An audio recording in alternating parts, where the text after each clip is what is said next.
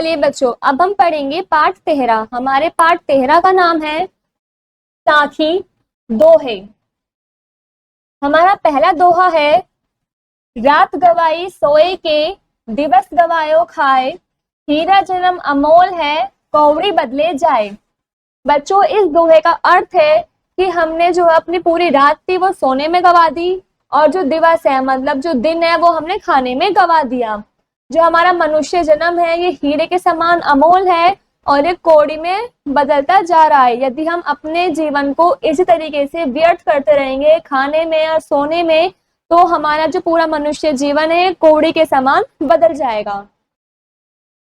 हमारा दूसरा दोहा है, मधुर वचन है औषधि, कटु वचन है तीर, श्रवण द्वार हवे संचरे, तले सकल शरीर। बच्चों, इस दोहे का अर्थ है कि हमारा जो मधुर वचन होते हैं वो औषधि के समान काम करते हैं, और जो कटु वचन होते हैं मतलब जो कड़वे वचन होते हैं वो तीर के समान काम करते हैं। जितने भी सारे वचन हैं वे कानों के जरिए हमारे मन तक पहुंच जाते हैं, अच्छे वचन भी और बुरे वचन भी। अच्छे वचन हमारे मन को शांति देते हैं, लेकिन जो बुरे वचन होते हैं वे हमारे शरीर को घायल कर देते हैं और काफी हमें हर्ट भी करते हैं।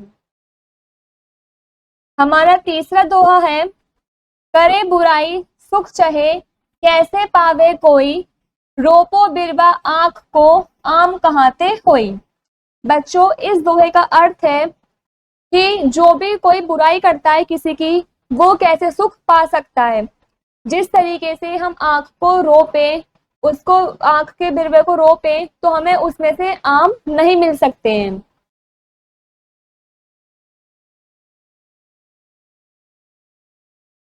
हमारा चौथा दोहा है, निंदक नियरे राखिए, आंगन कुटी छवाए, बिनु साबुन पानी बिना, निर्मल करे सुभाए। इस दोहे का अर्थ है कि जो भी हमारी निंदा करते हैं हमें उन्हें अपने आंगन में ही अपने साथ रखना चाहिए। एक कूटी छाए की तरह, एक झोपड़ी, एक अलग स्थान बनाकर उन्हें अपने पास ही रखना चाहिए, क्योंकि वे बिना साबुन और पानी के हमारी कमियों को सुधार देते हैं, जिनसे जब वो हमारी निंदा करते हैं, हमें बार बार कहते रहते हैं, तो हम अपनी गलतियों में सुधार भी लाते हैं। हमारा पांचवा दोहा है, बुरा जो देखन मैं चला, बुरा ना मिलिया कोय, जो दिल खोजा आपना, मुझसे बुरा ना कोय। इस दोहे का अर्थ है कि मैं इस संसार में बुरे लोग को बुरा देखने के लिए चला, लेकिन मुझे कोई भी बुरा इंसान नहीं मिला। जब मैंने अपने अंदर अपने मन में झांक कर देखा तो मुझसे बुरा इस संसार में कोई भी नहीं था। हमारा छठा दोहा है, रहीमन धागा प्रेम का, मत तोड़ो चटकाए, टूटे पे फिर ना जुड़े, जुड़े गांठ परी जाए।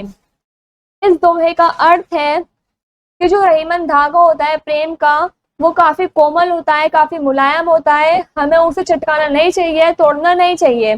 तोड़ने के बाद वो एक फिर से जुड़ नहीं पाता। अगर वो जुड़ भी जाएगा गांठ लगाकर, तो उसमें गांठ रह जाएगी, वो पहले की तरह बिल्कुल ठीक नहीं रह पाएगा।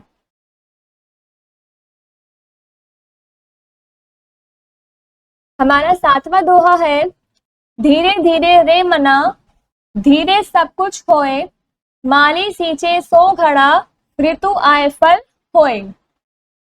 जो हमें धीरे धीरे सभी काम करते रहना चाहिए। जो हम धीरे धीरे करेंगे तो सब कुछ हमारे संभव हो जाएगा, सब कुछ पूरा हो जाएगा।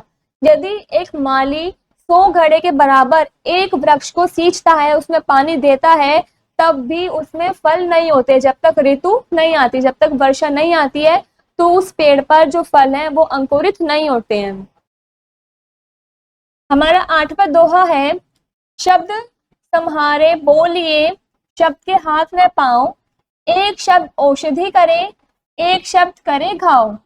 बच्चों, इस दोहे का अर्थ है कि हमें शब्दों को संभाल कर बोलना चाहिए, क्योंकि शब्द के हाथ और पांव नहीं होते हैं। हम ऐसे शब्द अगर हम बोलें, क्योंकि जो एक शब्द होता है वो औषधि के समान होता है, अच्छा होता है, वो मन को शांति देता है, लेकिन एक शब्द ऐसा भी होता है जो मन को घायल कर देता है, घात पहुंचाता है। हमारा 9वां दोहा है, जब तू आया जगत में, लोग हंसे तू रोए, ऐसी करनी न करो, पीछे हंसे सब कोय। इस दोहे का अर्थ है, जब हम जगत में आए थे तो हम तो रो रहे थे, लेकिन ये पूरा जगत हंस रहा था। लेकिन हमें बड़े होने के बाद ऐसी करनी नहीं करनी चाहिए कि हमारे जाने के बाद हम तो ये जो पूरा संसार है ये हमारे पीठ पीछे हंसे। हमारा 10वां दोहा है, तरुवर फल नहीं खात है, तरवर पिहई न पान, कही रहीम पर काज हित, संपत्ति संचयी सुजान। इस दोहे का अर्थ है कि जो तरुवर होता है, मतलब जो वृक्ष होता है, पेड़ होता है, वो अपना फल स्वयं नहीं खाता है। इसी तरीके से जो समुद्र होते हैं वो अपना पानी खुद नहीं पीते हैं।